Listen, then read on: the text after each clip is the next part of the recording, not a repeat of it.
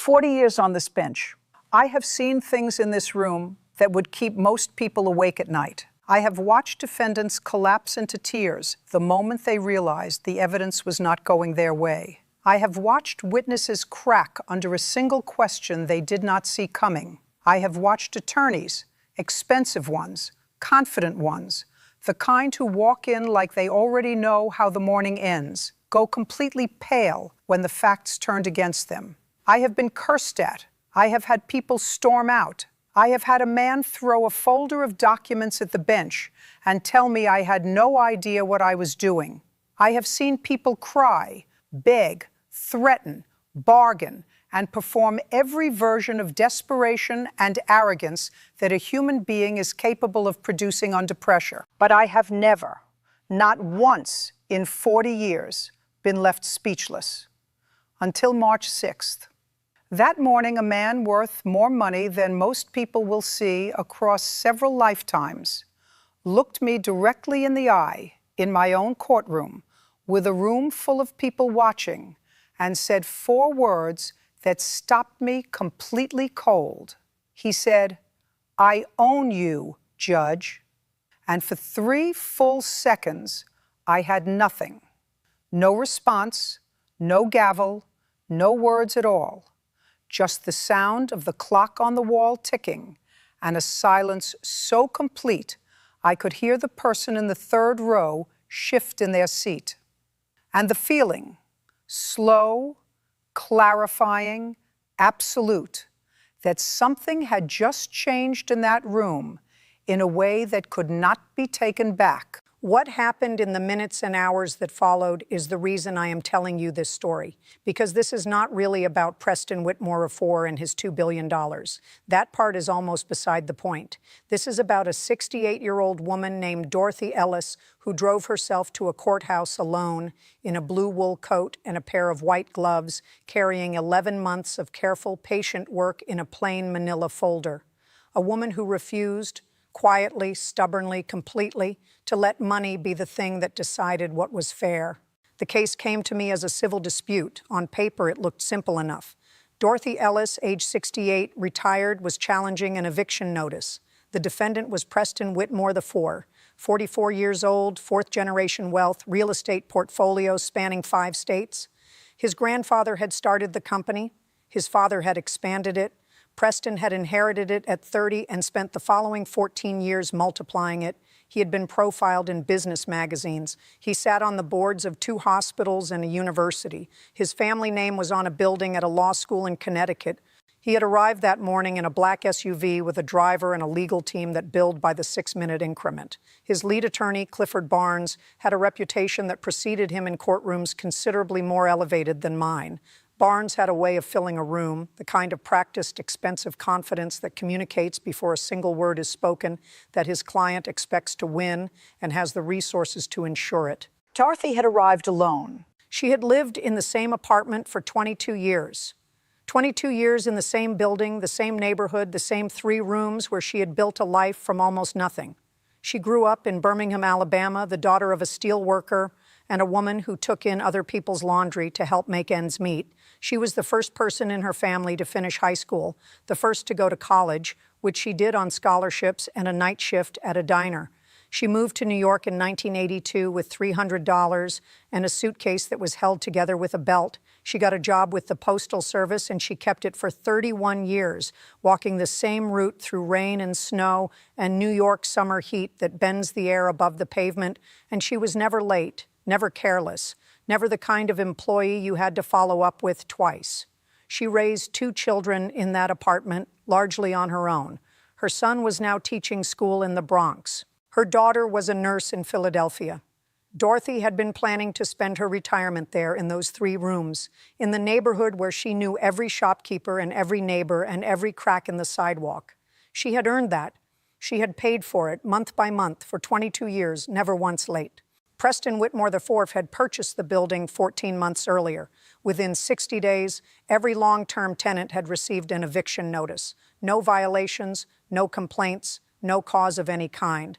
He wanted to gut the building completely, strip it to its bones, renovate it from the ground up, and reopen it at rents that people like Dorothy, people who had lived there for decades, people who had built their lives in those apartments, could not come close to affording. There was already a sign in the lobby, a glossy rendering showing what the building would become: exposed brick, a rooftop terrace with string lights and lounge furniture, a fitness center, a concierge, starting at $6,000 a month. The sign had gone up while tenants were still living there, while Dorothy was still sleeping in the same bedroom she had slept in for 22 years. She told me later that she walked past it every morning on her way out and every evening on her way back in, and that it took her about a week to understand fully what it meant, that she was not a tenant to be accommodated. She was an obstacle to be cleared. Dorothy had decided to fight it on her own without a lawyer, armed with nothing but time and stubbornness and the belief, fragile some days, she would tell me later, but never entirely extinguished, that somewhere in this system, a person who had done everything right should still be able to keep her home. That manila folder contained 11 months of work. Every email she had sent to the property management company after receiving the eviction notice, printed, dated, organized. Every phone call she had made, logged with the time and the name of whoever had answered, or more often, had not. Every certified letter sent and tracked and never responded to. She had printed the relevant sections of the city's tenant protection statutes and written her own notes in the margins in neat, deliberate handwriting. She had collected signed statements from 11 of her neighbors, every one of them with a similar history in that building, most of them already gone. She had pulled the building's full permit history from the city's public records database. She had figured out how to use that database herself, sitting at her kitchen table with her reading glasses on, because no one had offered to help her. She had found the timeline: acquisition in October, eviction notices in December, the first renovation permit filed in February, the lobby sign in March advertising the building's new identity to anyone who walked through the door. It was, in short, exactly what it was: an acquisition designed not to improve a building, but to replace the people in it with people who could pay more. Documented, time-stamped, undeniable. When she laid the last page on the table and looked up, the courtroom was very quiet. Preston Whitmore IV at the defendant's table looked at his phone. I called the case. His lead attorney, a polished man named Clifford Barnes, whose reputation preceded him in courtrooms considerably more elevated than mine, immediately moved to dismiss on procedural grounds. It was a sharp motion, technically competent, and entirely designed to end the case before Dorothy had a chance to speak. I denied it. Barnes blinked. He was not accustomed to that word arriving so quickly. I turned to Dorothy. Mrs. Ellis, you are representing yourself today. This court will give you every opportunity to present your case fully. There is no rush. Take all the time you need.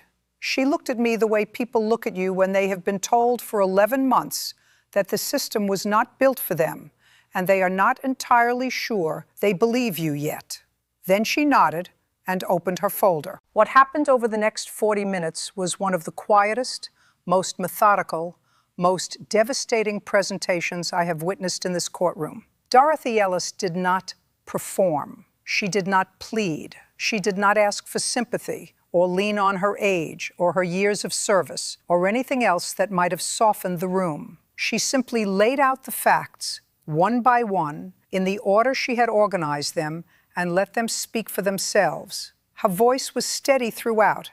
Her hands did not shake. She had organized 11 months of documentation into a sequence so clear that even a person with no legal training could follow exactly what had happened and exactly why it was wrong. She showed the court the timeline of the acquisition, the eviction notices that went out 60 days later, before a single renovation permit had even been filed, the sign that appeared in the lobby 2 weeks after that, the rendering of the rooftop terrace, the exposed brick, the amenity list, the starting price of $6,000 a month. She showed the court her own payment history, 22 years of receipts she had kept in a shoebox and pulled out one by one when this started. She showed the statements from 11 neighbors, all of them with similar histories, all of them gone now or in the process of leaving. She showed the unanswered emails,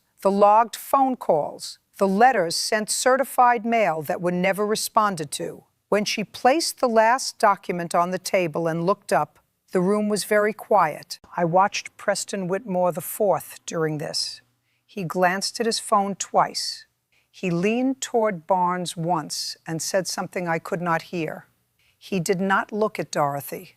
Not once during those 40 minutes did he look at her. When she finished, I turned to the defense. Barnes rose and began presenting the procedural argument again, this time more expansively, with citations and case references and the kind of layered legal framework that is designed to make a straightforward situation seem too complicated for a simple resolution. I let him finish. It took 11 minutes. When he was done, I thanked him and asked to hear directly from his client. Preston Whitmore IV stood. He had the bearing of a man who had been standing in rooms full of people he considered his inferiors his entire life and had genuinely, long ago, stopped noticing. He was not rude exactly. He was something more difficult than rude. He was entirely indifferent. He spoke about property rights. He spoke about the legal framework governing no-fault evictions in this state. He spoke about market conditions and renovation timelines and the responsibilities of ownership. He was accurate. He was fluent. He spoke like a man who had explained this particular position many times before and had never once been seriously challenged on it, because he never had been. I asked him if he was aware of Dorothy Ellis's payment history in the building. He said he did not personally manage individual tenancies. I asked him if any of the evictions in the building had been triggered by tenant conduct, any complaints, any violations, any cause at all. He said no. I asked him what the projected revenue difference would be between the current rents and the post-renovation rents. He quoted a figure. It was, in practical terms, more money per year than Dorothy Ellis had earned across the entirety of her postal career.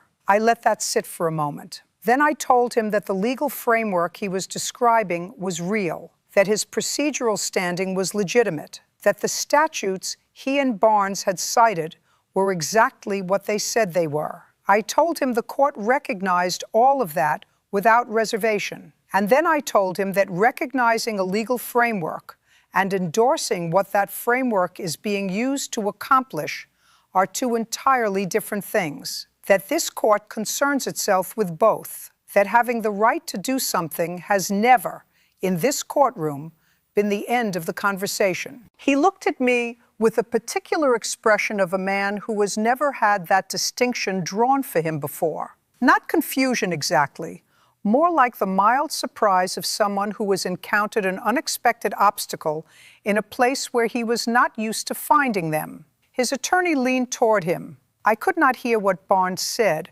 but I could read the body language clearly enough. Barnes was telling him to stop, to sit down, to let the lawyers handle it from here and stop talking. Preston Whitmore IV looked at his attorney. Then he looked back at me. He straightened his jacket. He set both hands flat on the table in front of him, which I noticed because it was deliberate, almost ceremonial, like a man preparing to say something he had been building toward for a long time. His voice when he spoke was calm, almost pleasant, the tone of a person who is not angry, not defensive, not threatened, the tone of a person who simply wants to clarify how things work. Your Honor, he said, I appreciate the court's time. I genuinely do. But I want to be straightforward with you, because I think we'll all leave here faster if I am. He paused for just a moment. I own over 60 properties in 4 states. I have more legal resources available to me than this court processes in an average calendar year. I have been operating in this space for 2 decades. I know precisely what the law requires of me and precisely what it does not. His eyes met mine and did not move. I own you, Judge. 3 seconds. Just 3 seconds. But I have replayed them more times than I can count since that morning, and they remain the longest 3 seconds I have spent on this bench. I have thought about those 3 seconds many times since that morning. People ask me what I felt in that moment, and I have struggled to describe it accurately. It was not fear.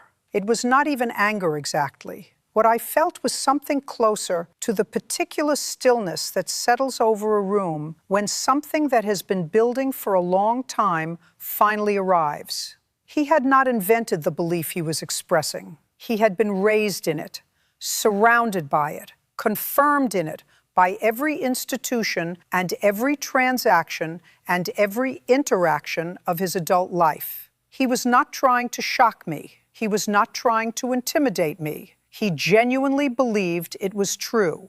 And that, somehow, was the most clarifying thing of all. Barnes had gone the color of old paper. His co-counsel was staring at the table as if he hoped to disappear into it. The court officer by the door had not moved, not even to breathe, it seemed. Dorothy Ellis sat with her hands on her folder, and she did not react at all. I understood, watching her, that she was not surprised. She had known for 11 months exactly what she was dealing with. The only question for her had always been whether this room would be different from every other room she had walked into during those 11 months. Every office where someone had looked at her file and quietly suggested she reconsider. Every phone call where a polished voice had explained gently why her position was unlikely to succeed. She had heard the version of those 4 words many times over. She had never heard them said this plainly. I picked up my gavel. I set it back down. I did not need it. Let the record reflect, I said, that the defendant has stated on record and in open court that he owns this court. I looked at Barnes. The look was enough. I am calling a 20-minute recess. I strongly suggest you use it. Barnes was out of his chair before I finished the sentence. During that recess, I sat in my chambers with the door closed, and I thought about my father.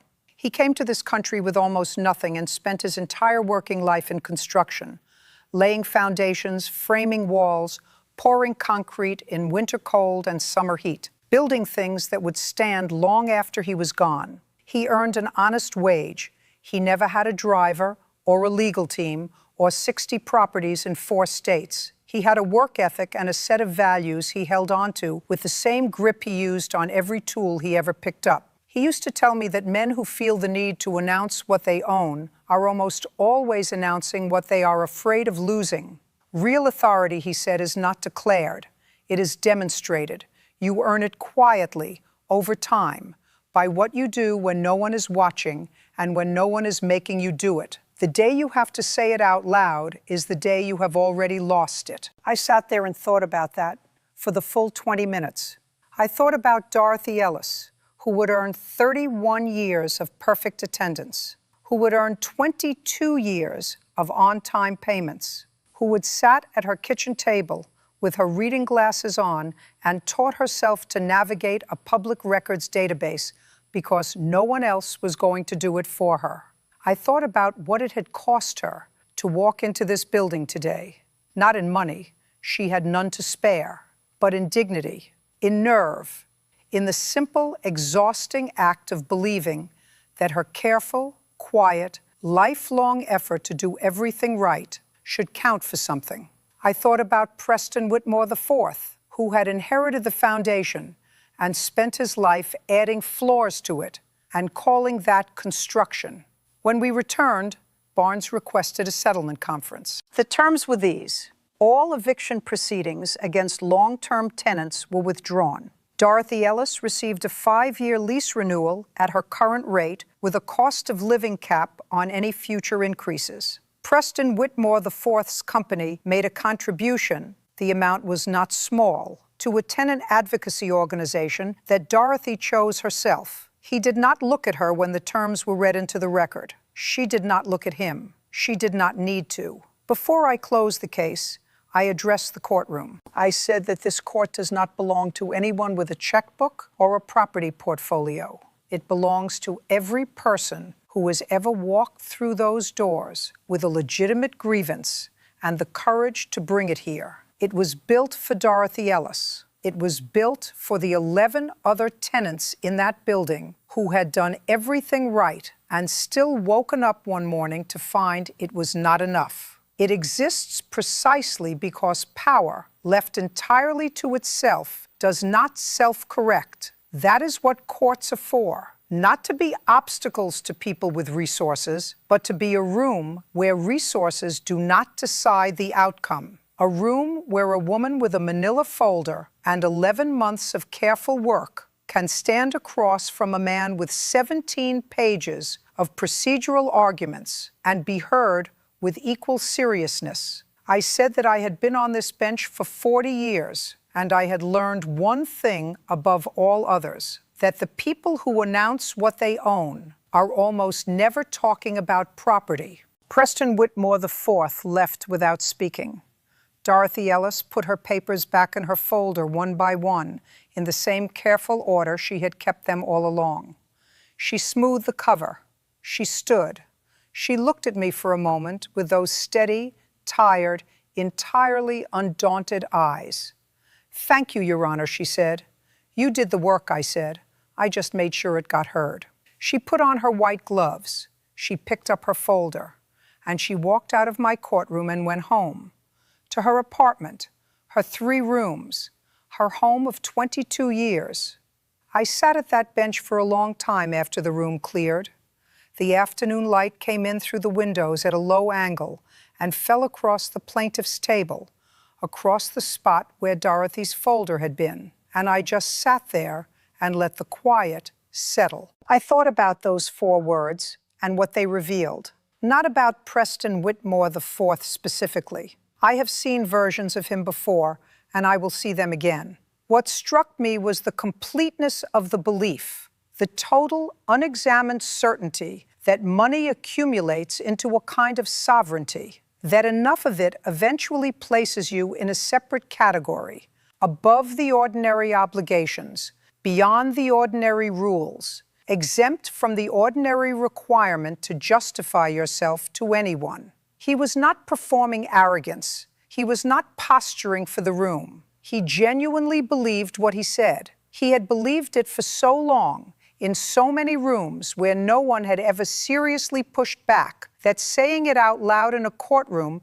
had not even registered to him as a risk. I thought about Dorothy, who had known that belief was waiting for her when she filed her case, who had understood, probably from the first phone call that went unanswered, exactly what she was up against, and who had responded to it not with anger, not with noise, but with a manila folder, with documentation, with the patient, unglamorous, deeply serious work of building a case 1 page at a time over 11 months at her kitchen table alone. There is a kind of strength in that I find difficult to name properly. It is not dramatic. It does not make for easy headlines. It does not announce itself. It just shows up, prepared, on a Tuesday morning, and does what it came to do. She could have walked away. Most people do, and I do not blame them. The weight of it is real. The resources are genuinely unequal.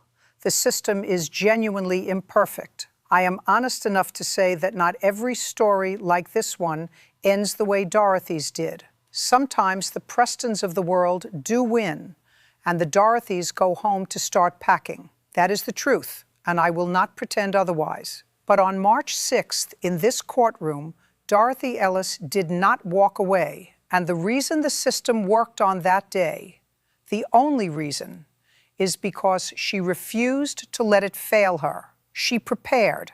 She showed up.